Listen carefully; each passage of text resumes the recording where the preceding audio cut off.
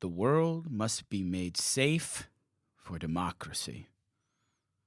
That is the famous line that's on posters, it's in textbooks, it's basically the tagline for why the United States entered World War I. But what makes it really so haunting is that while leaders talked about saving democracy overseas, Americans were fighting over what democracy even meant at home. You know, it just doesn't hit the same as Mr. Hill's No, it felt opening. weird. It felt weird. It felt wrong. You guys, Mr. Hill is not with us today. He's with us. We've been through this before when we say he's not with us. He is with us, but he's in Chicago. And should we call him? Yeah, give him a call. Let's see if he answers. This is great radio. Oh yeah, it's calling. Yeah, How do I put it on speaker? Where even is it? Oh my, what a boomer. There we go. Watch out, watch out. Hey. Mr. Hill, we're calling you live from the pod. What? I'm live right now? You are live. Oh my God, this is my dream. I've never been on this podcast before, so I was really hoping I would get a call today. Well, I didn't know if you would answer, but I just wanted to let you know that Mr. Garrison just does not do the opening lines like you do. It felt wrong. I felt like a fraud. Oh my gosh. You know what? Dr. Garrison, I don't know what she's talking about because I'm sure you nailed it. No, It was. I feel silly. But Mr. Hill, can you just real quick for us say in your best Woodrow Wilson voice that the world must be made safe for democracy? Okay, let's see. I'll give it a shot. Let's see. He's from Virginia. So, let's see, northern, kind of upper south. Let's see. And I thought in my research that he would have a higher, squeakier voice, but it turns out that it's a little bit more baritone to low. Interesting. Okay, let's hear it. Yeah, exactly. Okay, so the world, that's not bad. Okay. The world must be made safe for democracy. That was good. Perfect. Yeah, no, that was way off. But anyway, that's what you get. I'm on the road, and that's my road voice. Wow. Road voice. All right, well, we won't keep you, but we just wanted to say hi. You know what? It was a pleasure hearing both of your voices, and for everybody else out in A Push for All Land, I wish you a great weekend, and lovely to be with you. Wow. Okay. Enjoy Chicago. Okay. Bye. Bye. Okay. Well, okay, I'm so glad we heard from him. yeah, and now we know that the world was made safe for democracy. He was just waiting for us to call. I think he was. He was. Yes, the world is being made safe for democracy, hopefully. But for the United States, that story doesn't start in 1917. And for the world, right, it's going to start with the open door in China. It starts with this ambitious international projects such as the open door policy and the Panama Canal. And it starts with this new idea that the United States didn't just have power, but it also had a responsibility, sometimes self-appointed, to use it. Okay, so this is one of those turning points that we sometimes talk about in American history where you can really watch the country's identity, what we want to stand for, start to stretch to fit into certain boxes. A nation that once warned against entangling alliances, like George Washington, he warned us against that, is now trying to shape international trade routes and policing parts of different hemispheres, and then suddenly Policing parts of the hemisphere. I corrected myself. Policing parts of the hemisphere. And then suddenly we're going to send millions of men to Europe? That doesn't sound like something Washington would have wanted us to do. It does not. So today we're going to tell the story of how the U.S. goes from regional muscle in the Western Hemisphere to a global player, and how the Great War doesn't just end with an armistice, but it's going to reshape American politics, race relations, migration patterns, civil liberties, and the country's relationship with the world. And all this is going to happen while workers back at home, black migrants moving throughout the landscape, and dissenters against the war, women taking on new roles. All of this is happening on the home front, living with the consequences of this idea that we should be making the world safe for democracy.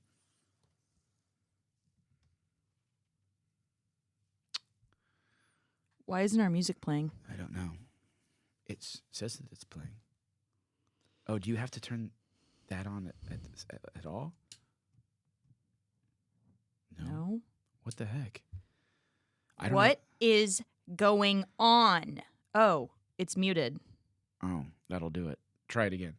Well, let's just try a sound effect.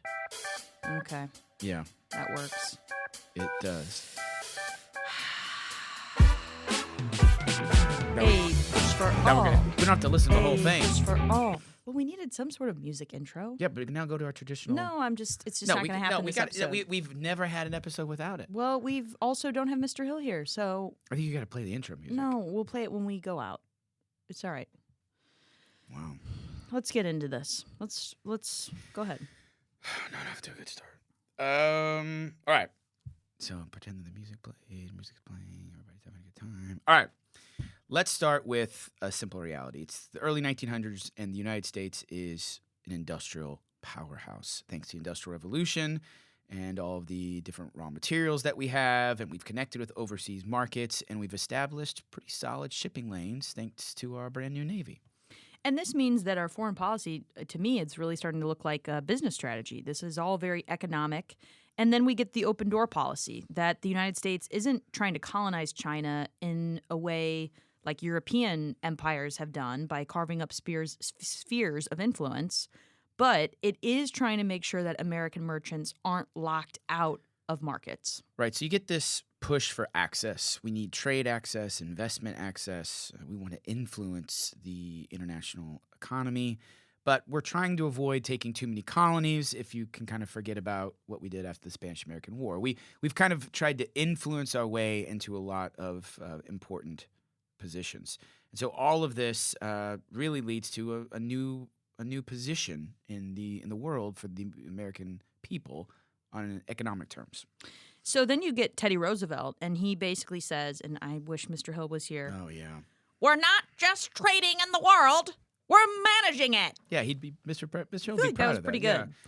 good. And nowhere is this clear than when Roosevelt gives his famous Roosevelt corollary to the Monroe Doctrine. So the Monroe Doctrine was, you remember, we said this many times, Europe, stay out of our backyard, right? Stay out of the Western Hemisphere. But the Roosevelt corollary comes along and says, if our neighbors in the Western Hemisphere need help, or maybe they're struggling, or maybe they can't keep themselves in order, or we need them to start paying their debts, okay, we might step in and kind of throw our weight around a bit. I always like to associate the Roosevelt corollary with the word police. We become sort of the police person of the Western Hemisphere. Yeah. And that's what Roosevelt's going to call it. He's going to say this is an international police power. And that phrase is doing a lot of work. It justifies interventions and occupations in the Caribbean and Central America because there are debates over this. So the United States does have this feeling that they need to justify it. And it's often framed as a justification for stabilizing the region, but also, of course, protecting U.S. strategic and economic interests. Yeah, that's going to bring us to probably the best example of what this is going to look like in reality and what is a symbol of American global ambition, and that's the Panama Canal. Yeah, the canal is about speed, so cutting a pathway through a country. And A country that we sort of made up. Oh, yeah. Panama yeah. doesn't even exist. No, it belonged to Colombia. And it's about money, it's about military strategy, and it shrinks the ocean, literally. Columbus is like, are you kidding me? You guys did that? Wow. You guys cut that path? Columbus, you found the Northwest Passage. Yeah, you found it. No, we didn't find it. We made it. We made it. And it makes the U.S. Navy much more mobile to reach these places of coaling stations. And, of course, we're holding the Philippines. It makes trade faster, and it's built through a mix of engineering brilliance and hard-edged power politics. So the big picture takeaway here is by the time Europe is sliding toward war, the United States is pretty much already practicing what it means to be a world power. We're intervening with our neighbors. We're starting to negotiate our place at the table. We're starting to project force out on the world, and we're really starting to control the world's trade. Yeah, and Roosevelt's got a phrase for all this. His vibe is, speak softly and carry a big stick. Perfect. Taft's vibe is more of, speak politely and carry a checkbook. Did you just make that up? I did. That's pretty good. Yeah. Taft, famous for supposedly getting stuck in a bathtub. Let's not go there. We don't. I didn't say. Yeah. It didn't happen, and we've got to my stop s- the body my shaming of son- Taft my- after all of these years. My son Graham has a book. President Taft gets stuck in the bath. It's so messed up. Yeah. It didn't. We're not celebrating the only person who has ever been both president and Supreme Court Chief Justice. All we can talk about with this guy is his body. It is funny though to think about. It's not right. No, of course, Justice for Taft. but it is kind of funny to think about. All right, tell us about his foreign policy. So Taft comes along and he's like, what if we just use our economic power to sort of influence and force a lot of these parts of the world to do what we want them to do, which is why Taft gets his sort of approach to foreign affairs labeled the dollar diplomacy. Instead of Roosevelt's big stick diplomacy, we have dollar diplomacy. You put them together. It's a pretty powerful way for the American government to shape the world. Yeah, you replace bullets with bank loans, but it unfortunately often still ends with bullets. Still bullets. But because investments, they need protection, especially in these places where the United States might not be so welcome. And also in these places where there's political instability, a government collapses, a revolution might threaten loan repayment. If a rival power gains influence, that could be problematic. So suddenly you're kind of right back to Marines on the ground for the United States. And it's going to start to breed resentment with our neighbors. So you imagine being a smaller country, watching your custom houses, your finances, your infrastructure, all these projects that are going to be effectively shaped by American foreign bankers. And that's not too exciting to see.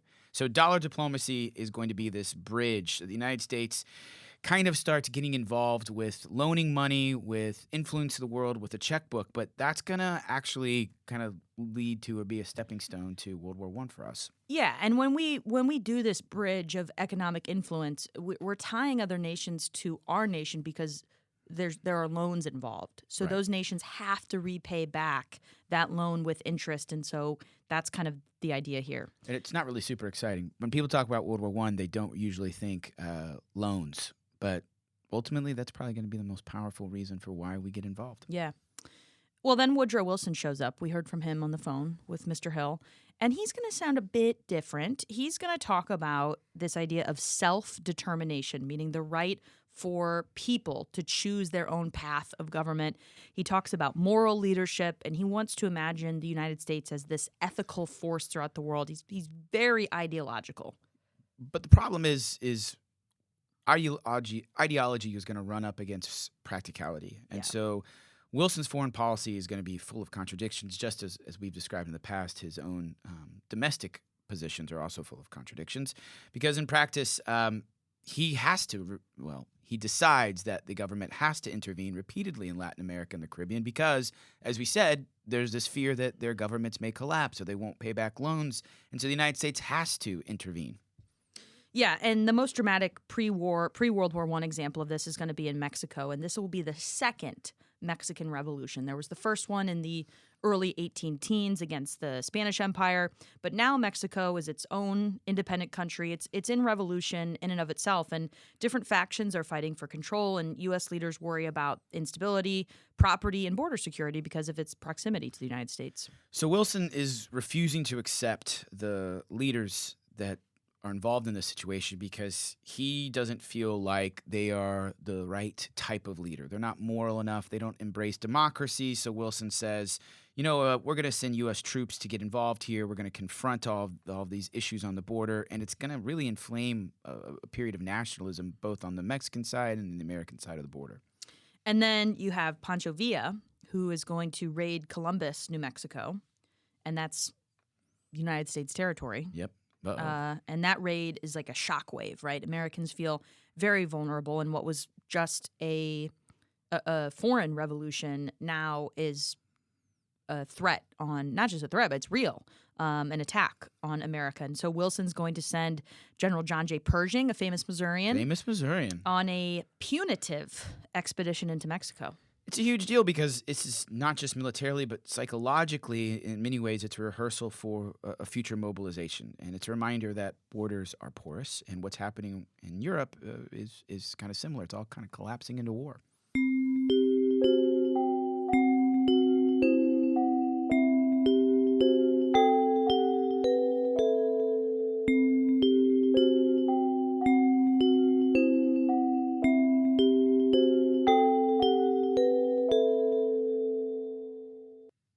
All right, let's go across the pond. Let's go across the Atlantic. we Europe. go. Here is the lightning round context of World War I. Go. We know this, right? We've got militarism, we've got alliances, we've got imperialism. You could also add sometimes industrialization. Yeah, yeah. And then we've got nationalism. The main causes of World War I, MAIIN. And that's a way to remember all of those super easily, and everybody learns them. But basically, what are we saying here? Empires are becoming armed to the teeth. There's all these secret alliances that are being made in order to fuel international imperial competition so that these nations can fuel their industrial growth. And the way you do this is by pumping up your nation through nationalism. And the spark that is going to light this powder keg, they say, of the Balkans happens in Sarajevo. And it will be an assassination of Archduke Franz Ferdinand, the heir to the throne of the Austro-Hungarian Empire. And it fuels these years of tension. So the war starts. It's 1914. It turns into, as we know, the most devastating industrial war in human history up to that point. There's the trenches, machine guns, artillery, poisonous gas. It's really a devastating thing. But where's the United States here? Yeah, we're trying to stay out of it. Wilson is going to declare neutrality, so he's trying to listen to Washington a little bit. And at first, a lot of Americans agree. They do not want us to get involved in this conflict. And there's pretty good reason for that.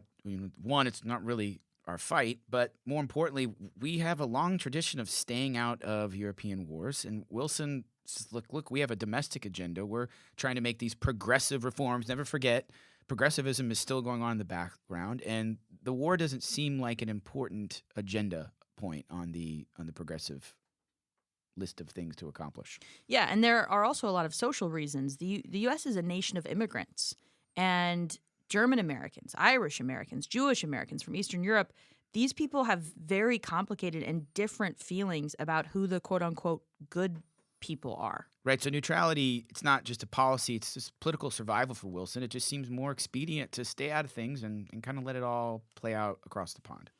But neutrality, it really starts to wane. It starts to get punched in the face by reality. Yeah, and early on, the United States sort of sees an opportunity here.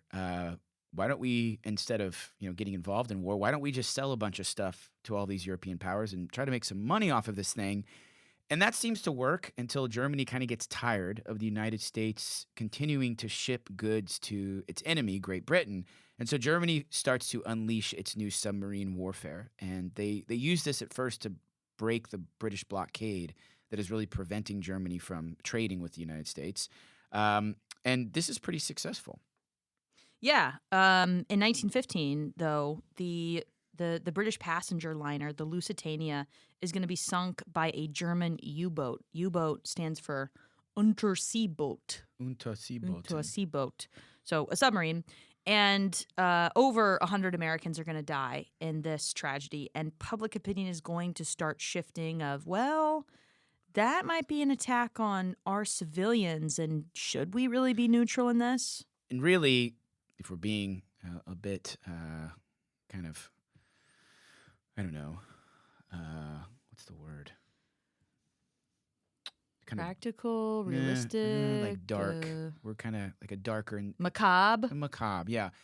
We don't really care about these passengers who died, these Americans who died. Well, speak for yourself. Well, I'm just speaking for Wilson. What the government and the American economy really cares about is this attack represents a threat to the pretty profitable trade that we've established with Great Britain during the war. And so now, should we stay neutral?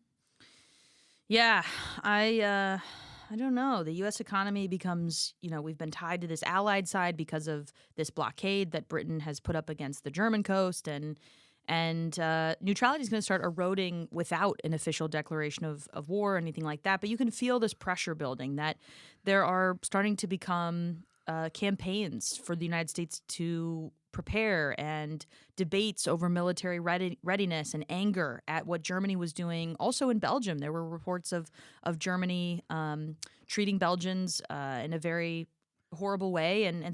But still, a lot of Americans are saying in 1915, absolutely not. Do not send us into this war. And Wilson's also running for re-election in 1916, and his slogan was, "He kept us out of war." So that feeling's still there. Right. And so really, we're on the edge. We're on the nice edge. What's going to push us one way or the other? We're on the edge, and then we're gonna get a plot twist. Twist. Love a good plot twist. Mexico and Germany. Who would have thought?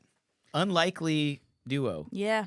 But turns out that Germany is going to send the infamous Zimmerman telegram, which was sort of an invitation to Mexico to consider opening up more of a conflict on America's southern border as a way to distract America from what was happening in Europe, giving Germany enough time to defeat the British and the French and win the war before America could really inevitably get involved.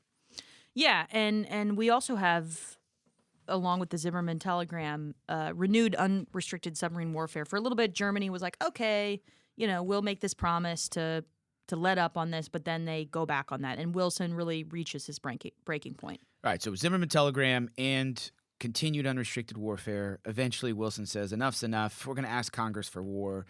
We're going to frame it. Look, this is not us trying to conquer anybody. We're going to go crusading out here. We're going to go out to kind of help people. Yeah, and it gives us the line that I opened with, and then Mr. Hill said it much better over the phone, right?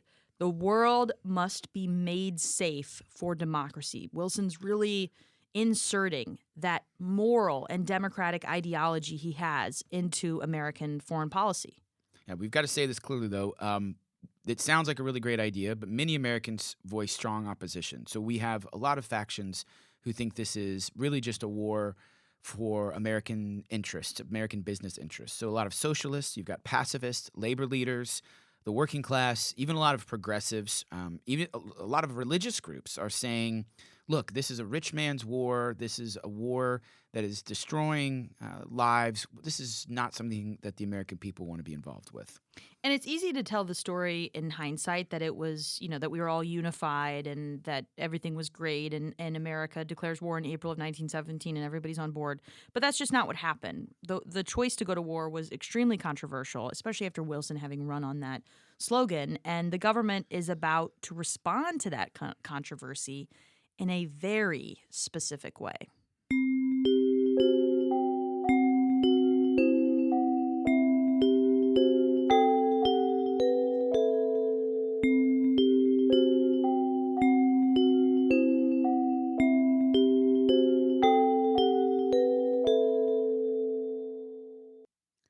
Despite the hesitations of many Americans, it's hard to deny that once the decision to go to war is made, the American industrial machine quickly mobilizes with pretty stunning speed. You get massive federal coordination that we need to switch from peacetime production to wartime production in various industries. We need more food production. We need more fuel production. We need better and faster shipping. And we need a financial system to boost all of this up. And, war is just going to touch everything. It's going to be a total war. The government sells the war to the people really through propaganda. So famously, the World War I posters and films, early films and speeches, for example, the 4-Minute Men that would go around giving these 4-minute speeches about the importance of Liberty Bonds and supporting the war. It really creates this culture where patriotism is the name of the game. You know who would have been so good at that? Being a 4-Minute Man? Who? Mr. Hill. He would have given, a good speech. Oh, he would have been enthusiastic. He would have sold a lot of Liberty Bonds. Yeah. But the big question is manpower, right? How do you raise an army large enough to matter in Europe? Because at the time of the outbreak of the war, our standing army, meaning the people who were available to fight immediately, was just a little bit over 100,000. Right. So we need the Selective Service Act, which we more commonly known as the draft, because military voluntary enlistment numbers were way down. They asked for 1 million troops, and I think they got something like 77,000. Yeah. Now, correct me if I'm wrong, but 77, I will. 77,000 is way short of 1 million. Yeah, we're not the experts on math, but I think that sounds right. So you got to force people, or you got to draft them, right? And that's what happens. Yeah, and it's not just who fights; it's how they fight, right? Because the U.S. military is going to be segregated. Black Americans are going to serve in hundreds of thousands of numbers, but it's going to be a system that still reflects Jim Crow. And this is where we get a really interesting plot point of the war, because black soldiers between 350,000 and 400,000 enlist. And even though this is a segregated military, and even though they are treated as second-class citizens, they see it often as a chance to prove their citizenship, to prove their value, and it's sacrifice as a way of ensuring a sense of belonging. I'm sorry. Sorry, am I I was looking for a sound. Okay. I thought we had like I don't want the cricket sound because that's boring. How about this? Am I detecting a continuity Oh, I like that. Yeah, I was wondering why you did Between- that sound. between how black soldiers view their participation in World War I with the previous war? Yeah. The Civil War. Mm-hmm. Wow, and Lincoln was very much persuaded by the bravery of the 200,000 black soldiers who fought in the Civil War for the Union. So, I like that though. When we when we do a connection, continuity. continuity connection, Yes, okay. New new thing unlocked. Cool. Yeah, that's good. So let's talk about one of the most legendary units of the war.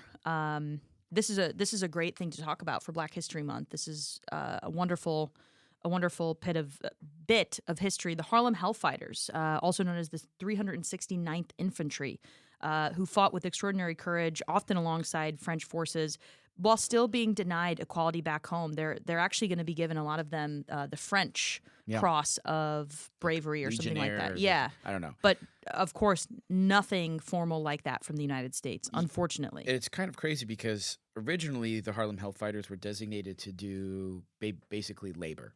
Yeah. And they were not put on the front lines because the American military basically said, look, we can't really trust black soldiers to hold their ground. They might get involved with other white soldiers, and we can't have these problems on the front line. So the French said, if you guys, if you're not going to use them, we'd like them, and we would love for them to fight with us on the front lines. So that's what happens, and they win all these medals, like Ms. Keltner was saying. The problem is the U.S. government will not recognize these honors, nor will they really recognize their full military service until I think it's like 80 or 90 years later, something like that. Yeah, and it sets up this kind of like emotional whiplash of the post-war era as we get to 1919, because these soldiers, they return to a country that doesn't suddenly become more democratic, although we were supposed to be making the world safe for democracy. Okay, so what happens once soldiers are over there? The American Expeditionary Force, that's what we call the first wave, led by General John Blackjack Pershing, they step into a war that's really, they weren't prepared for it. No one was really understanding of how devastating this war was. No, and trench warfare, it's mud and rats and constant artillery. I mean, you can't sleep. You just have that sound constantly, barbed wire.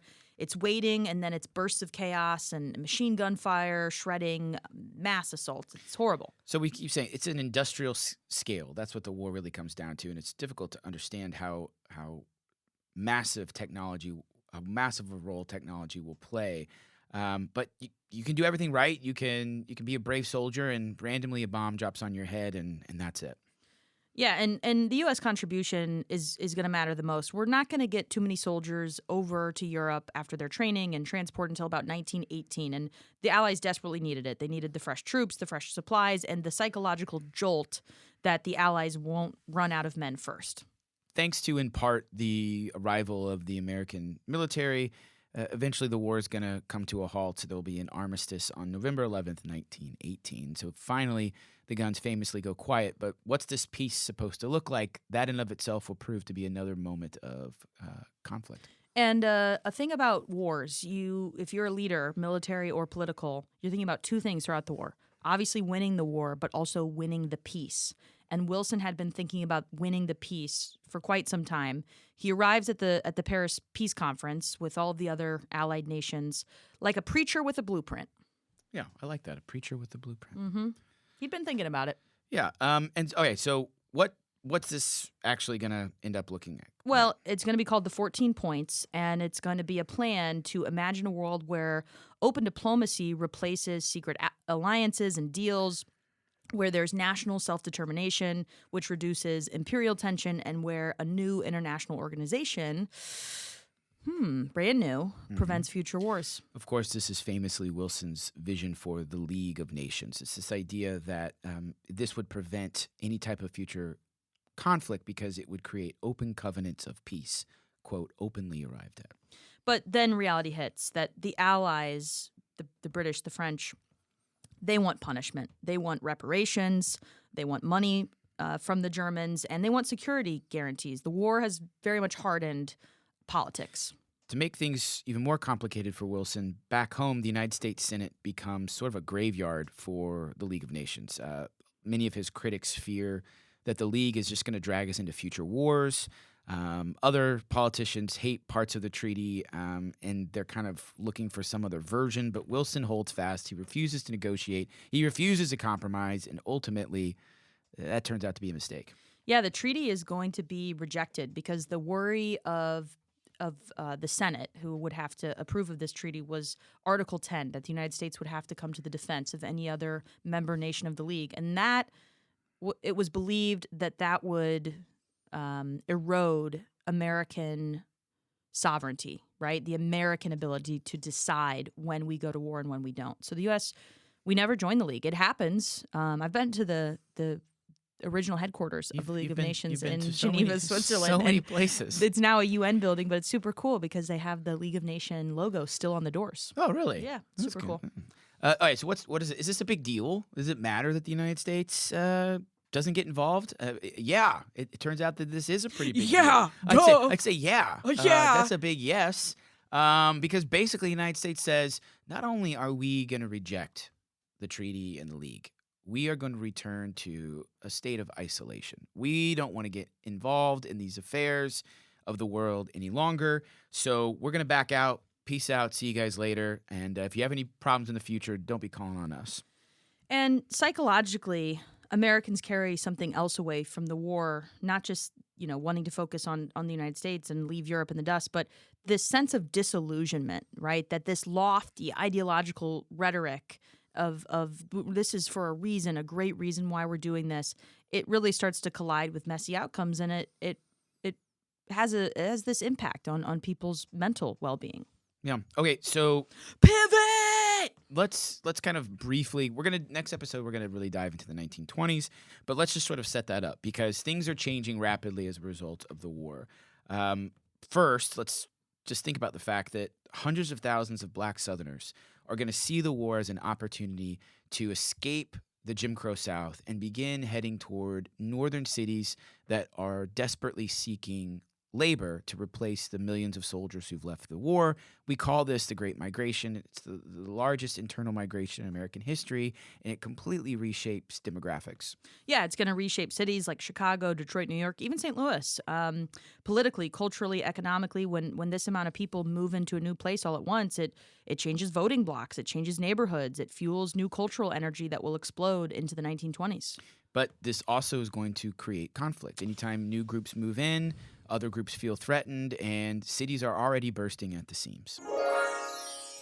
Continuity time. Very good. We're using this. I mean, again. really, the Salem witch trials kind of went through the same thing. That's a huge. I didn't expect you know. to go there. No, I went there because in Salem there were a lot of people who were living on the quote unquote frontier who were nervous about Native American attacks and started to move more closely to Salem proper, which made the residents of Salem worried about their own opportunities, and that's one of the arguments of why the Salem witch trials happened. But of course, I could have gone with a lot of other connections, There's so but many. I wanted to go to that one. That was a creative one. Thank you. So in 1919, we have these racial tensions. It's going to be called the Red Scare. Red Summer. Oh, I'm sorry. Yeah, I'm sorry. We'll get to the Red Scare. The Red Summer. Too many Reds. And the Chicago. You sound like an anti-communist. Too many Reds. And the Chicago race riot will become one of the most infamous race riots throughout this time period. Competition for jobs, housing, segregation, returning veterans. It's going to put the pressure on the city that's changing very fast, and it turns into days of violence. Yeah, we will. I think it would be great if someday we do a little episode on the East St. Louis race riots. Yeah, 1917. Because they really foreshadow what's going to happen in Chicago, and a lot of people have never even heard of it. But for now, for the sake of moving on with our story, the Chicago race riots reveal just how difficult it's going to be for the post-war America to really reckon with all of these social changes. And Claude McKay is going to write a poem about how Black America is trying to force these changes because ultimately there's a choice. Do you break down these barriers Do you directly challenge this idea of America being a place of democracy and equality? And if so, what is that going to require? And he writes this poem, If We Must Die. And in it, he writes, quote, "If we must die, let it not be like hogs." In that line, it's a refusal. It's a refusal to accept terror as normal. It's a refusal to die quietly. And it's a refusal to let democracy be a slogan abroad and a lie at home. Another red.